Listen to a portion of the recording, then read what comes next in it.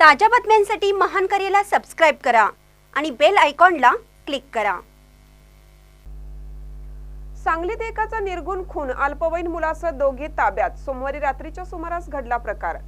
सांगली शहरातील इंदिरानगर झोपडपट्टी येथे एकाचा धारदार शस्त्राने वार करून खून करण्यात आला। सोमवारी रात्री 9:30च्या सुमारास ही घटना घडली।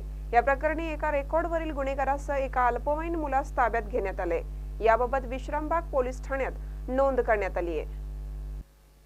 रवी रोहितदास काळे असे मृताचे नाव आहे। या प्रकरणी रेकॉर्डवरील गुन्हेगार रोहित सकट याच्यासह एका अल्पवयीन मुलाला ताब्यात घेण्यात आले। रवी काळे आणि संशयित राहुल सकट यांच्यात पूर्वीचा वाद होता। सोमवारी रात्री इंदिरानगर येथे त्यांच्यात पुन्हा वाद झाला। त्यानंतर रोहित सकट याने धारदार शस्त्राने काळे यांच्यावर वार केला। त्यात तो गंभीर जखमी झाला। या घटनेनंतर जखमी रवीला तातडीने सांगलीच्या सिव्हिल हॉस्पिटलमध्ये दाखल करण्यात आलं। सिव्हिलमध्ये जखमी रवीवर अतिदक्षता विभागात उपचार सुरू होते। मंगळवारी सकाळी उपचार सुरू असताना त्याचा मृत्यू झाला। काळे याच्यावर हल्ला झाल्यानंतर विश्रामबाग पोलीस आणि एलसीबीच्या पथकाने घटनास्थळी धाव घेतली।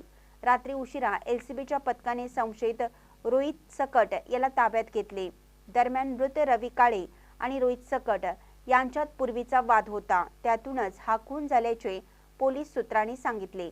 महानकरी न्यूजसाठी आदी माने, मिरज।